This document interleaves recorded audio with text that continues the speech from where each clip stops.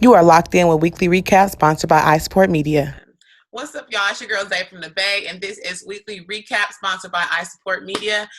Today, I am sitting with Bruce. How you doing, Bruce? I'm all right. How are you? I am good, thank you.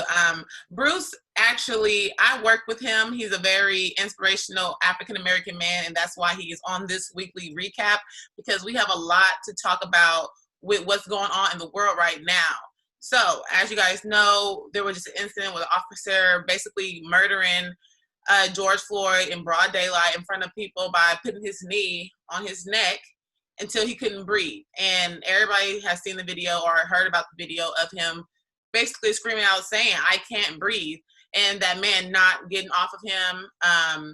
The paramedic people that came, even when they checked his pulse, he did not even remove his knee off of him until they got ready to put that man on the stretcher. So that's why I'm here talking to you today, Bruce, because you are African American man in our community, and you actually are here for the community. You work with kids, you work in mental health, you kind of like see the aftermath of stuff like this every day. So that's why I wanted to talk to you about kind of like your input and just get kind of like what you think about what's going on and how we can kind of like fix it. Because, you know, all the protests and stuff is going on. We are here in Oklahoma City where the protests haven't happened yet, but I heard that there was about to be a protest for George Floyd and also other African American males who have been shot or killed or harassed by police officers here in Oklahoma City as well. So, Bruce, just to start off with, like, what is your outlook on what happened with the George Floyd situation? The thing what happened is I think that's been happening, forever. Since we've been here as Black people, from slavery to now. I mean, that's something that's always happening. It's just now it's coming more to light. Um, it is definitely a shame of what happened, and my prayers go out to George and his family. Uh, but it's just definitely something that's unforgivable, And I think now people are getting really fed up, and young people are starting to see and starting to get fed up. But this is what their ancestors been fighting for forever, and it's unfortunate. Yeah, I definitely agree that it's keep happening, and that's why I'm like, with the rioting and stuff like that, people are tired. They're literally tired. It's like for the last 3 months, every month has been something new. I also posted on the I Support Media page. I also will have a little pop up here shortly, but the video of a girl who basically was saying in the last 72 hours, just in 72 hours, the amount of attack that came against African American people in general. The pastor who was cheating on his wife and said that he was in the hotel because of a Black man or something like that, and then also the Hmm. lady who threw her autistic son in the pond and drowned, but and then blamed it on African American male, so they kidnapped him, but she really murdered him. And then this situation, and then the Karen in the park, like it's a numerous of things that are just keep coming up. It's like we can't catch a break. Like we can't catch a break. So with that being said, like how do you feel? I mean, you being an African American male driving around the city, what precautions are you going to be taking from here on out dealing with all this stuff that's going on with the police? Because not only is that going on now, all it's going to do is make them more afraid, because obviously now they're like, oh my God, now every Black guy we put on, they're probably going to think we're going to kill them. So now we got to already be on 10 Right. because they're probably on 10, not even knowing that you're probably coming across some really well-rounded, wise Black men, but you don't even give them a chance, right? So what precautions are you going to be taking? So some of the things that I am going to be taking, and I have been, is start recording when you do get pulled over. Start looking at um, start looking at things at a different perspective, because I believe if you start recording, things will become different. They will act a little different because they are being recorded, or they are live on Facebook or Instagram, or whatever platform you're on. That also, with the fact of, I've even heard people of who are truly scared when they get pulled over, it's calling 911 and saying that you're in fear for your life. 911 will stay on the phone with you the whole entire time, if or not, send out other officers to assist also, which that could be scary in its own thing also. So pretty much, my whole opinion on things: if you are stopped, don't run from the police. Don't do anything like that to try to make them have a reason to shoot you. or to just abide by everything they do. Um, and hopefully, you get out alive. But it is a scary time, so people will react differently. And like you said, the cops will be on 10, because they don't know if they pull me over, they don't know if I'm trying to fight them or shoot them or whatever the case may be. Right.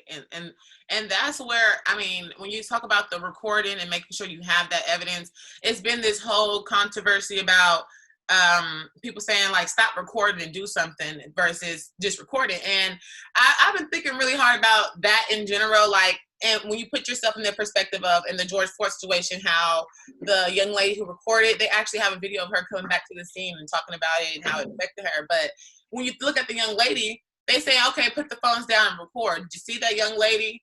If anybody's seen a young lady, she's not strong enough, or she didn't look strong enough, or in that mindset to be like, oh, okay, let me go push this cop off the other cop. And it was just her, another young Black woman. God knows what they would have done to her. We've seen the video of other cops beating our African American women who have no gun, not even a threat, and they still do stuff like that to them. So we also have to think about being smart about the situation. Like, yes, Right. get it out, record, because that recording helped it get put out there for all of us to see. So when they say don't record, just help, also be smart in that matter, because you don't want to put yourself in another one of them situations where not only have been George Floyd, but it could have been that young lady as well, or anybody else who tried to intervene with the police, because at the end of the day, they don't care. You can see clearly they do not care. There was also a video that came out. I think I have it. I might post it on the I Support Media page as well. They were talking about the protest started off very peaceful, and a police officer that was driving down the street, he out of nowhere just starts spraying mace out his window, and they were just standing there just holding the sign. So it's a lot of things that are and about the situation, like recording, not recording, and if you are out there to peacefully protest, try to keep your distance from the police to where they can't harm you, because I've seen from the video, you see a lot of people being hurt, and it's sad. So like, we're here in Oklahoma City. There's a lot of stuff that happens here too. I guess it just doesn't go out on the world as viral as people, but there has been a lot of cases where police officers have shot African American people. I know just last year, the young boy in Edmond who they said that he was on drugs, but I still don't fail to realize that he was or he wasn't. But he was screaming, running for help, and they killed him. And he was running for help, but they shot him. It didn't make any sense, and he was a threat. He had no weapon, had anything to threaten people with, but just because the call said that he was arguing with this Caucasian woman, which was his girlfriend at the time, then they instantly came there initially thinking, okay, we're going to hurt this person because they're messing with this white woman. I mean, I don't know. But for us, I know that I just posted a video on I Support Media of an African-American cop who was kind of like, not even for the African-American culture, African-American lady called because her neighbor, who was Caucasian, hit her car with the trash can. And then he came and told them basically it's not his job. They need to call the car insurance and that it wasn't a big deal, and kind of really tried to comfort the white family while he was being totally rude and mean to the African-American family. So in that case, like, what's your thoughts about that? Like, did you see the video? I didn't see the video, but I did read the article on it. And it is a shame that our own brothers and sisters are actually treating us like the white cops would treat us. Sometimes you would think that a Black officer would be more lenient or have more compassion for you. But at the end of the day, when you join the police force, you're part of a brotherhood. And I think people fail to realize that that's their brotherhood. So they're going to do whatever the white cop or the Asian cop or the Mexican cop or however, is going to do, because that's what they're taught. That's what that's their job. Yeah. And that's their brotherhood, just like a fraternity, they stick together, and they will continue to stick together. Yeah, so in that case, it's not even like black and white. It's literally like blue versus black. It doesn't even matter what color is under the uniform. If they have a uniform on, they're not for us, period, right? So Right. All these people posting, oh, there are some good cops, and all cops aren't the same, and oh, this and this and that. Like, okay, well, all Black people aren't the same. all black people aren't criminals. All black people aren't thugs, but we are still put in all that same category. So how can you be offended by us saying the same thing about these officers, right? Exactly. Right. So I see that you also like posted on your online the Stop Killing Us picture that I guess it was a video shoot here in Oklahoma City. Can you tell me a little bit about that? So there's a rapper called JB that's here in Oklahoma City, and he had a video shoot that he did yesterday. And he has the Stop Killing Us sign right out on 23rd of Martin Luther King. And a lot of people was out there taking pictures and standing with signs, stop shoot, and everything. And it was pretty peaceful last night. So there wasn't even any types of issues. There were all different types of people, Mexicans, white people, black people. So there were all kinds of people out there in support of that. So I believe that brought some type of unity to the city. It'll let you know who was for you or who wasn't for you. And one thing I can say is I've been getting people on Facebook, white people inboxing me saying, "Hey, I apologize for my people. I'm sorry. We're here for you.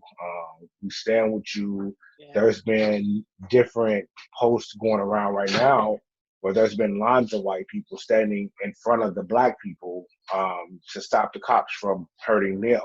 Wow, that's deep. Because the cops wouldn't, cops isn't going to typically attack a group of white people.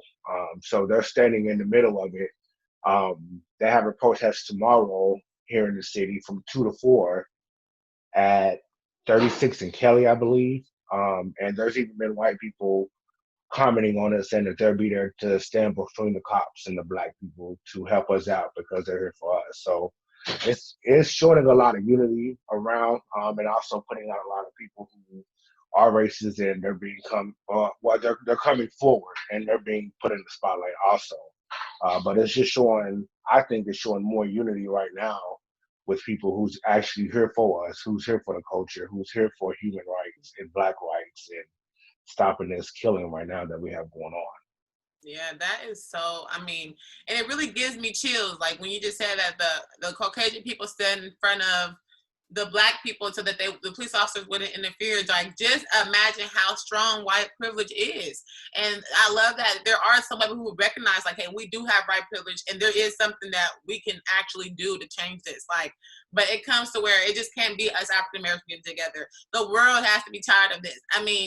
I know me. I have a lot of, my family is very diverse. So I have a lot of white people in my family. And I've never, growing up, I didn't really know that. We hear about racism. We learn about it in school. We hear about it here and there. But I didn't really see it until I got older and we start watching the news and start seeing all these different things happen. It's like, wow, racism has been around for so long. And some people are really just uneducated about it. And that even goes to the white people and the other people that's not African Americans. When we say, oh, they're ignorant, they're racist. No, some people are really uneducated.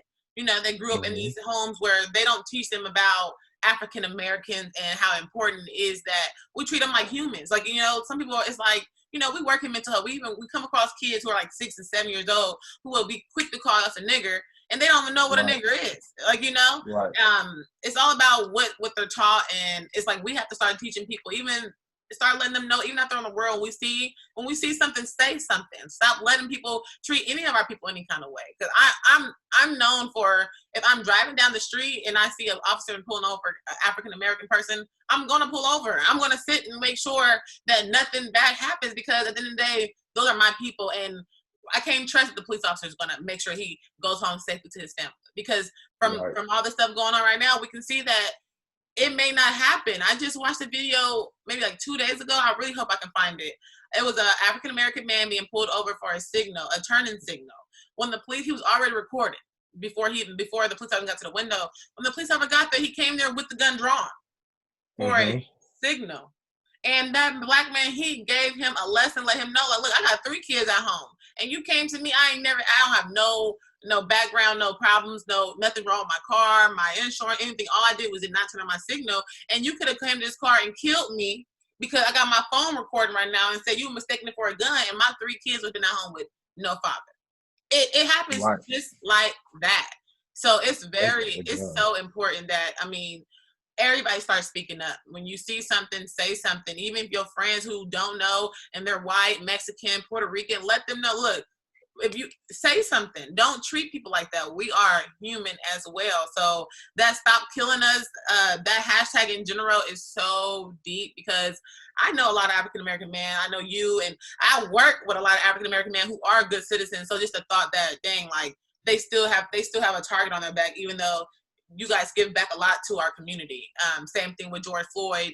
There's a lot of good things being posted about him as well. How he was getting his life together. He was part of a church that helped pull a baptism bed out, or the pools out, and helped baptize people in his community. Like, he was around a bunch of other strong brothers that was trying to help him get his life together.